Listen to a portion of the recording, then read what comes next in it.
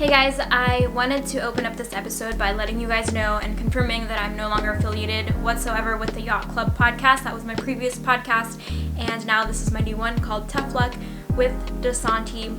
I wanted to also let you guys know that I was able to salvage a lot of the footage from the previous podcast that I will be releasing on this podcast. For this specific episode, I was unfortunately not able to salvage the audio file for Brian, so it's a little bit fuzzy, not the best quality that I would want to release, but I did not want that to hold me back from releasing this interview because there's so much valuable content here, information and inspiration that you guys can take from this. I appreciate you guys for tuning in, and welcome to the show.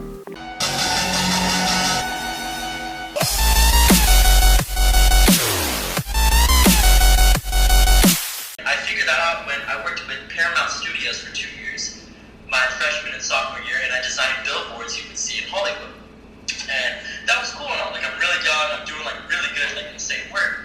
But the corporate world just wasn't my thing, and I really liked EDM from middle school already to all the way now. So I've seen it flourish in a way. And I started raving actually my sophomore year of college. And I went to Countdown going into 2018, so 2017 to 2018. And I had an incredible experience. I met so many cool people, and the vibes were great. I've never been in an immersive environment. But I looked up at the screens, and I was like, whoa, that's dope as hell. I would like to do that. So then, right from there, from Countdown, I started making fun visuals, but I was still doing a lot of corporate work until 2019, which was last year. Recently. Is when in February, I really started making visuals. And I started with After Effects, the softwares, and Cinema 4D. And I didn't really know too much about it, but I knew I already was creative enough to start getting and have fun with it. And what happened was I started actually practicing on my own spare time, not getting paid. I was just doing craft work, right? But soon I started getting good, and I started posting on Instagram, and next thing you know, I'm using hashtags and stuff, and artists and people are finding me. And then I was like, oh my gosh, wait, I can actually do something with this, which is ridiculous, because I never thought I'd be ever doing visuals, let alone within a year reach EDC and Coachella. Yeah. Right? What was the first encounter that made you realize that this was going to be something you wanted to pursue? I would say last year in March, I got booked at Main Stage in a Los Angeles EDM event at Avalon. And when I saw my work up there at Main Stage, I was like, dude, this is so cool. There's thousands of people right here, recording with their phones, looking at my artwork, and I just saw it was one of the happiest moments of my life, and it really sparked and catapulted this. This field's not really saturated. There's not too many visual designers that have a personality with their online space. So I'm trying to become a pioneer in shooting my shot, as in really just creating every day, but posting content every day that people on Twitter can and they would reach out to artists for me and stuff like that. So I'm creating a different dynamic shift, and this place there's no blueprint for what I'm doing. There's nothing you could really apply for out there that I'm doing right now. So it's all really based on personality and work. So that's actually kind of gravitated me more, because I get to connect with people, I get to do what I want at home, and I get paid to sit on my computer, right? It's awesome. I don't have to commute anywhere. That's super crazy, and it's good that so I'm trying to get into, I love EDM, and we have this podcast, so we've been interviewing people, and I've been trying to get into the EDM scene and interview those people. The thing is, not a lot of managers or the people that do the tech or that design the sets and things like that, they don't have the social media presence. So with you, it's you understand the value of now building a personal brand and how it's going to benefit your career. And a lot of people are oh, well, the career that I'm going for, it doesn't really, if I have social media, it doesn't really matter. But can you talk about how you started realizing that it is really important for you to have this personal brand and how it's benefiting you as a creator? Correct. Yes, so a lot of people, to this day, they say that online presence sometimes doesn't matter, and it's all about your portfolio and stuff like that, which is great in connections-wise. But honestly, your portfolio now is your online presence. Yes. Okay, and brand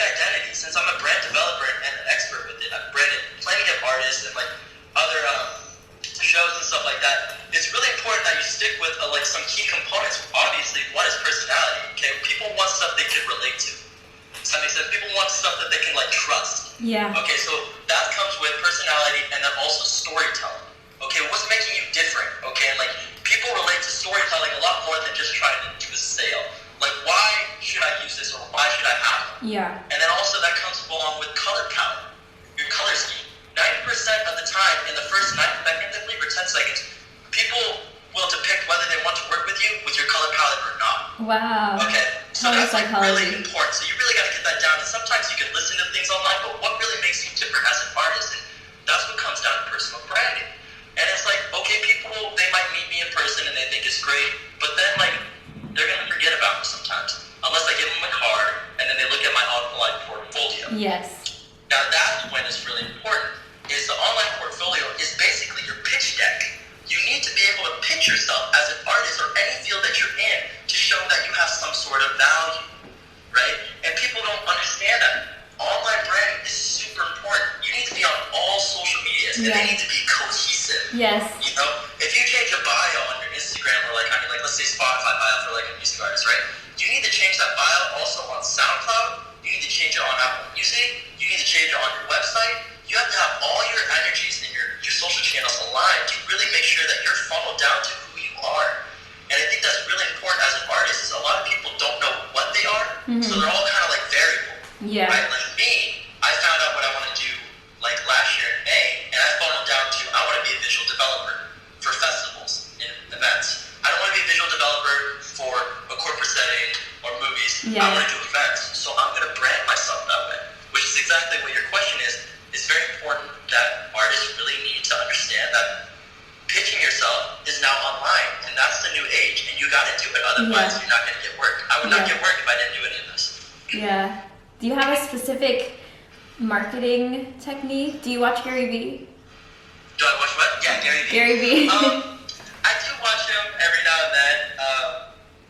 A lot of my friends send me his stuff, and I'm not saying I'm not a fan, but to me, I have the same mentality kind of as Gary Vee, so to me, it's not really like eye-opening as to other people. Because like, I've been programmed that way. My parents raised me to like, be a, winner, alpha, don't care about other people's opinion. Yeah. Content. So I've been raised and bred to be like what Gary Vee has said. But everything he says is pretty good most of the time. And you're creative, so you already kind of, it's second nature to you to know what people want to see or how to interact with what's going on and evolve. Exactly. So is this what you do full time now?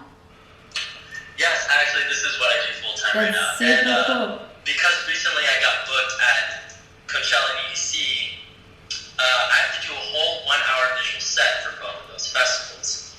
And is doing it visuals. So I can't really do any other work because I gotta constantly make everyday visuals, and some of them don't even make the cut. Sometimes I make 4 visuals a day, but sometimes I can only make 1 because of the render time. When I'm editing, it takes so long because I'm using such a high quality render and like different textures on things where I can't afford to go to work somewhere else right now. I actually have to do this full time. Yeah. I want to do this full time. Yeah. So it's like, why not start the blueprint right now than later? And so how does that work? Do they give you what they want you to create and then you or do you have the creative freedom to design? Yeah, there's a lot of gray area, which you kind of figure out later on after the contract and stuff, so it's kind of hard. Because again, there's no pre-constructed thing about this, but they do give you ideas, right? And usually like a board, like a mood board, or a Pinterest board is what some artists use, or like Instagram, like stuff like that. And then they basically hired you because you're able to capable of doing that work, but also your own work. So when like, let's say DJ McGree, I'm working with her right now for Coachella, she sends me something on Pinterest, right? I see it and I create that, but in my own version. So it's a lot of creative freedom and gray area there. Like create something like this, but do it with your own way. Yeah. And so is it just one set DJ per festival that hires you? Sometimes I get booked for multiple, but again, I'm very young. I'm only 23, and like this is like the biggest gigs I've ever gotten yet. So we'll see, like, probably 2-3 years from now, I'm probably going to be booked at every festival I can think of. Honestly, I'm speaking in existence because I know it's going to happen. Yeah. So, yeah, definitely. So I'll probably, probably next year at Coachella, I'll probably have like 3 to 4 artists I'll be working with instead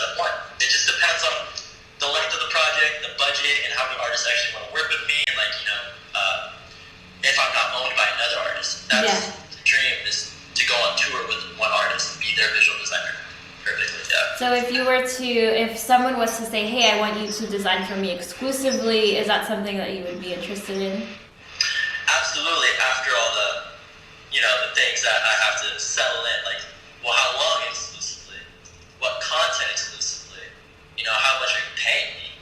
Okay, am I going on tour with you? Are you paying for my hotels and flights and stuff like that? Like, it's really like, I can't just like be owned by someone unless like, I mean, everybody's got a price. But unless like they buy me out like the way I'm satisfied, then yes, I would be all open in years to it. That's super crazy. How did how did you like going from a year designing and then the next year now designing sets for EDC, Coachella, and Lost Lands? Is this the same DJ? And then how do you make sure that you're prepared for what's coming? Because this is going to change your life. Like, I'm sure you know that what's about to come is going to completely like initiate. It's pretty huge. Yeah. Exactly. Yeah. It's very difficult because the last year has been super stressful on me because I've had so many self-doubts, like, as like every creator or person does, like, should I stop creating? Should I just find another career path? Why did I even go to school for this? Like, I didn't even really learn this in school, but I got my degree. So most of my battles are actually mentally, and that's what's actually preparing me for the next step. Is like, now that I know I'm booked here at these two of the biggest festivals in the world, I know there's going to be a storm coming, and I know I'm probably going to get a lot of DMs and like bookings and stuff like that. And it's actually, there's already a lot that's happening right now, and which is why I'm like crazy. I've been literally sketchbooks and like everything of that, like sketches of people that want to work with me, and like I like archive files. So there's a lot that has to be taken into account. And it's not, to be honest, it's not meant for a regular person. Like, you kind of have to be borderline crazy to be able to encompass everything that's happening around you and be super aware and not fold. The easiest thing is to fold now. So after EDC and Coachella, I'm going to get a lot of business probably. There's going to be a lot of things, but I'm also probably going to get a lot of backlash. Mm-hmm. There's a lot of haters out there. Yeah. So really, as an individual creator and person that wants to pursue your passion, you can't care what people think. And you got to be ready on your toes for the next big thing. During the EDC set, I'm not going to watch my set at all. I'm actually going to be in the crowd handing out business cards with a bunch of my friends saying, hey, do you like these visuals? And they'll be like, yeah. I'm like, hey, these are my visuals. Check it out. Follow me on Instagram and stuff like that. I'm going to be pitching myself the whole time while people are watching my visuals. I already enjoyed it. I created it. I don't need to see it live. So I'm going to be on the move when my visuals are up for the next big thing. Yeah. You got to always think ahead. Which is what Gary Vee said. So, yeah, he's right. Staying on your toes. Yeah, exactly. And playing offense. Okay. And just lost what I was going to say. Oh, okay. What advice would you have for someone that is out of college and they have a passion, but they are not sure how to monetize it yet, and they're like, I don't want to go into corporate? What advice would you give to them? Like, what should... Okay, so you mean like freelance out of college, in a way? If they graduated college and they have a passion for something creative and they don't really know how to, like, should they pursue that? See, that's a hard question because, that comes based off, like, background and, like, wealth and income and stuff like that. So, like, some people have to take jobs, because they can't afford that. They can't afford, like, it doesn't mean you shouldn't chase your passion. Like, if you want to chase your passion, you'll find time. Does that make sense? Yeah. You'll find time. So, like, after work, let's say you work 8 to 5, right? You still got 7 to midnight. That's 5 hours to work on your passion that you can. You'll always find the time to work on your passion. And that's the hard part because I've been, extremely blessed with my parents who can provide for me while I do this. And now I'm providing for myself as well, but it's my route, I wouldn't say easier, but a lot more flexible with income that I can do this. Other people can't chase a passion almost like that. But if you really want to chase your passion and monetize it, one, you have to see your worth. And I think that's like the hardest bullet to bite is knowing that you're not great. Like, you're fresh out of college, you were doing English essays and everything like that, so you haven't really been specializing in this industry that you want to chase and passion. So you need to go on Instagram, you need to go online and see your highest competitors, see your role models.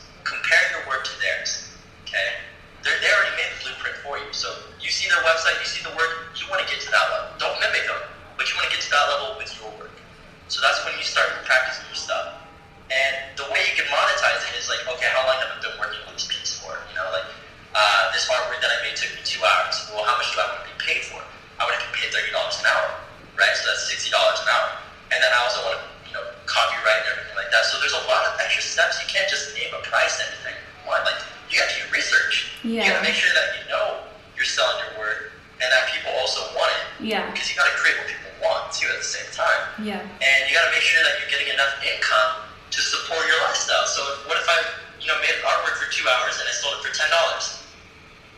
Okay, that's not supporting my It passion wouldn't make at all. sense. Yeah, it's not sustainable. Yeah, but at the same time, if you don't sell that artwork, don't be discouraged. Put it on your portfolio. Put your best work on your portfolio so you can pitch yourself.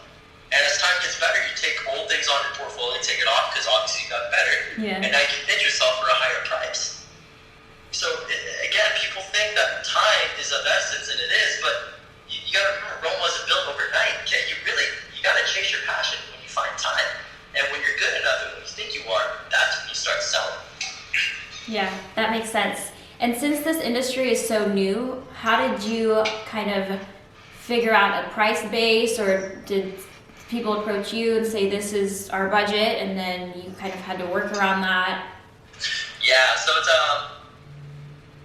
kind of iffy. I mean, the shady side of the EDM industry, I'm going to say right now, is there's not a lot of money, or they don't want to spend a lot of money. Mm-hmm. They like things for free. I mean, every industry does, right? That's why they have interns, correct? Especially in music.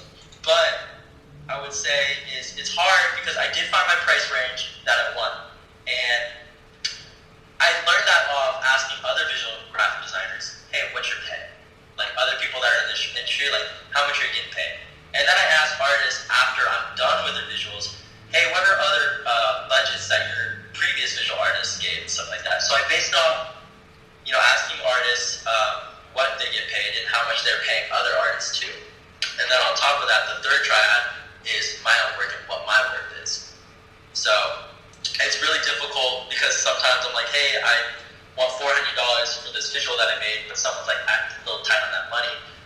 Well, then I would tell them, I'm sorry, that your quality is going to take a hit and your render is going to take a hit. Yeah. So I'm going to use less great quality assets because I'm getting lower income. Like, why would I use the best of the best for low? Yeah. Does that make sense? Like, I'm not going to give someone my best work if they're not going to give me their best budget. Right. And on top of that, I can't cater to everyone's needs. Sometimes I make a visual and someone's like, well, I don't like it.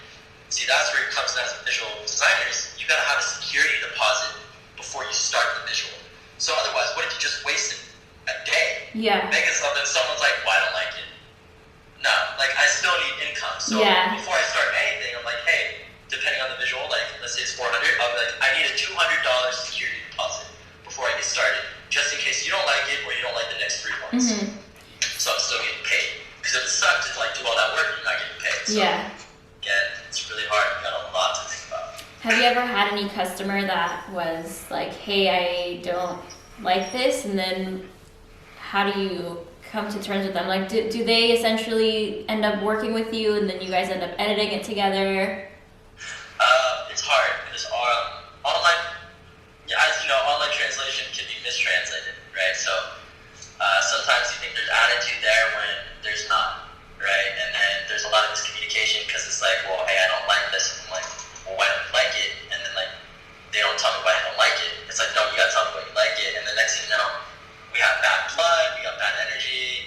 And it happens a lot. And it happens a lot actually with every artist, not even just big or small. Every artist has like a weird ego and stuff like that. I mean, when money comes into play, stakes are higher. Yeah. Right? Yeah. So, I have created some things where they're like, I don't like it.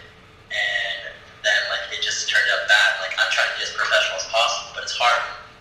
The person who's like paying you isn't being very clear, or they're kind of being mean to you. Yeah. And it's like, whoa, hey, like, and they say, hey, your prices are too high. I'm like, well, who are you to say my prices are high? Yeah. Like, I don't care who you are. Like, what do you mean my prices are high? Like, have you seen other people out there? Like, they charge way more. Like, so it's hard to pitch yourself because you have your brand and your personality, and I'm like known as like a nice guy. But it's like as soon as I start, getting a little bit more assertive, people are like, whoa, and then they get assertive, and like now it's more. Yeah. So it's online can sometimes be bad. Yeah. But it's better to just do it over the phone. Yeah. So you can hear their voice. Exactly. So where do you see this going? And I know since EDM is super like with the development of technology now, where do you see it going in like the next year? Are you have you seen any like crazy technology innovations that you're like, okay, this is going to really affect how I work? Yeah, I think a lot of people are starting to open their eyes a little bit more to the EDM industry, because obviously it's still to this day, it's a lot of backlash, right? Yeah. But a lot of, I would say older generations are starting to see their eyes, and they see like the money sign in the EDM industry, and therefore they're bringing a lot of artists in there. And a lot of artists, not just like music artists, but like electrical engineering artists and like stage designing artists, right? And now every time you go to Coachella and like, Tomorrowland or like Burning Man, like there's tons of art exhibits now at festivals. It's not just about music anymore. Yeah. So the thing about EDM is it started as music and the culture, but now it's actually going to be like a dynamic shift in the future. It's going to be more than that. It's going to be, it's already a lifestyle, but it's going to be a total exhibit. It's going to be, I honestly think like sooner or later, I don't know, it could turn into an amusement park.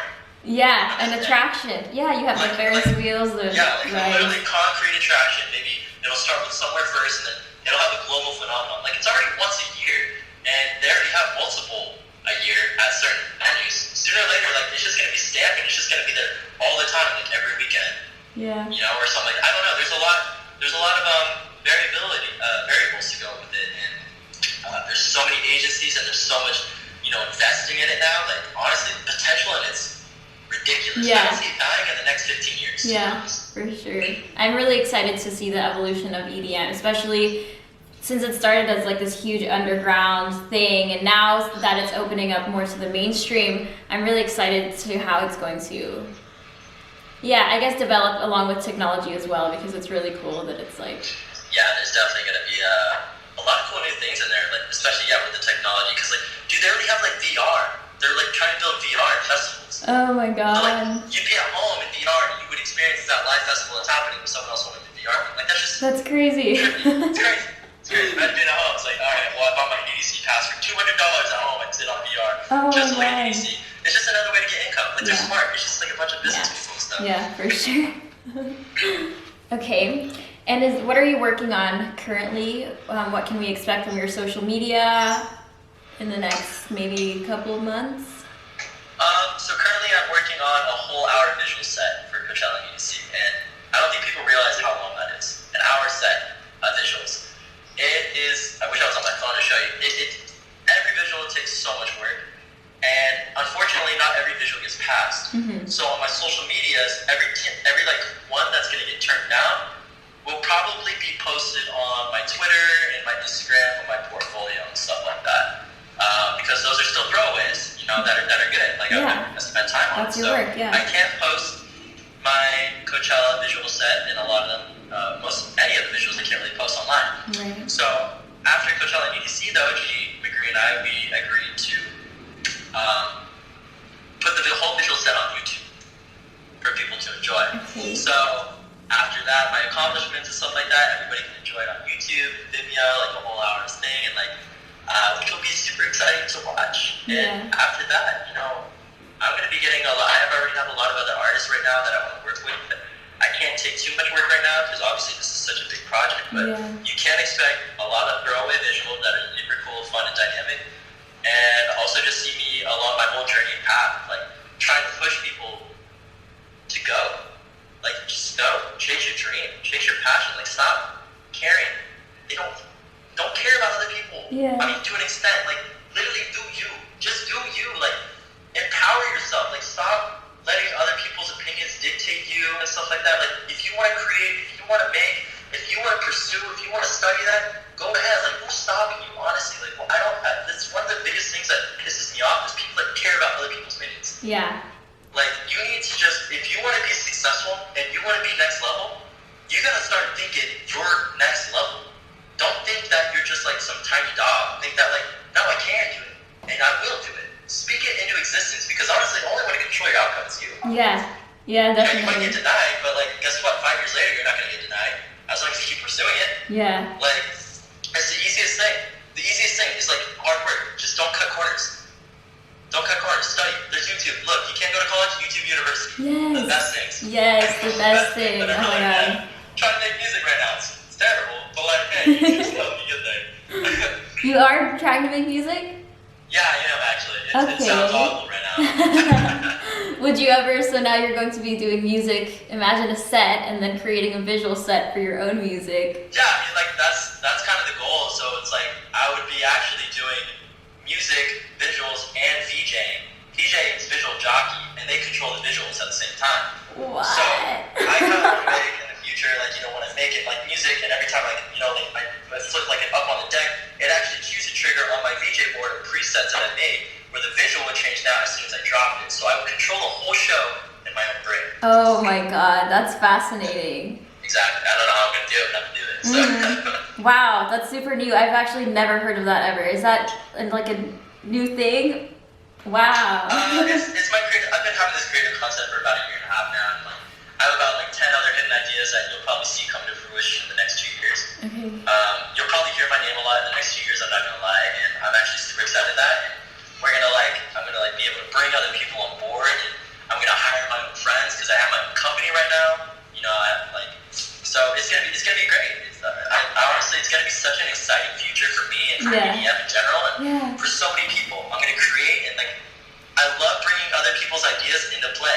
Someone DMs me like a visual idea, guess what? I make it. Next thing you know, their stuff's at EDC.